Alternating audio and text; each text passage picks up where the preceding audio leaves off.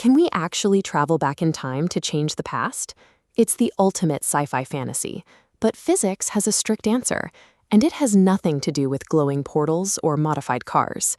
Standard relativity already allows for time dilation. If you travel fast enough, your clock ticks slower than someone back on Earth. But pop culture takes a massive leap, treating the past like a physical room you can simply walk back into. A theoretical framework called Finite Distinction Systems, or FDS, shifts this perspective entirely. In FDS, time isn't a geometric map you can move around on. For any physical observer, usable time is simply the ordered structure of irreversible record updates. Every tick of a clock is just a physical system making a new, distinct record. To figure out if time travel is possible under these rules, we need to break the concept down into 4 concrete physical operations: traveling to the future, reading the past, reconstructing the past, and editing the past. If we want to know what the universe actually allows, we have to stop looking at abstract, infinite timelines.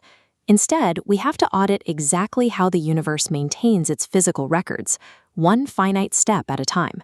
Let's test the first operation, traveling to the future. This is entirely plausible. Your internal records just keep updating, perhaps at a different rate than your surroundings due to relativity, but the continuous physical process of forming new records remains intact. The second operation, reading the past, is also allowed, but you aren't transporting yourself to a bygone era.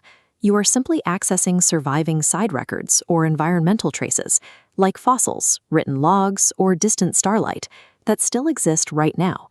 The catch is that these physical traces naturally degrade, compress, or get overwritten. The past doesn't exist in some hidden vault. It only exists to the exact extent that physical evidence of it survives in the present moment. The past is a surviving artifact. We interpret it here, today, using whatever incomplete records we have left.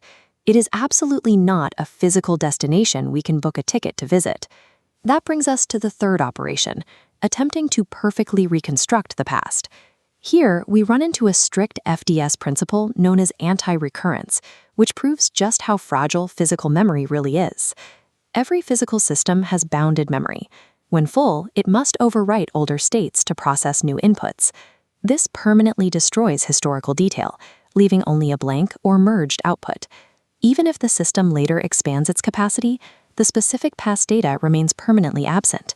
Because physical memory updates are inherently destructive, the universe itself loses track of exact microdetails. The past is structurally fragile, making a perfect, granular reconstruction physically impossible. Finally, we reach the fourth operation, the sci-fi dream of looping back to the exact same past, bringing future memories with you, and editing events. To see why this fails, we scale up to the cosmological level. Here, finite causal screens act as strict accounting ledgers, tallying thermodynamic states. A closed time loop demands retroactively altering a past ledger entry, inserting new future data into an old thermodynamic balance sheet. Finite systems simply do not possess the infinite capacity or perfect reversibility required to absorb that kind of massive accounting error. The math violently rejects the update. Time travel paradoxes aren't stopped by some mysterious timeline police or abstract narrative rules. They are prevented by the strict thermodynamic accounting of the universe outright rejecting the transaction. FDS doesn't ban time travel by theoretical fiat. It looks at the operational requirements of preserving data and proves that paradoxes are simply incompatible with how finite physical records work. Trying to edit the past is exactly like trying to cash a check from a closed bank account. The physical infrastructure required to process that specific transaction no longer exists. This physical irreversibility gives the present moment immense weight. Once a finite record updates, its previous state is permanently, physically erased. You get exactly one chance to write the ledger. In FDS, the future may be reachable, the past may be readable, but the past is not freely editable.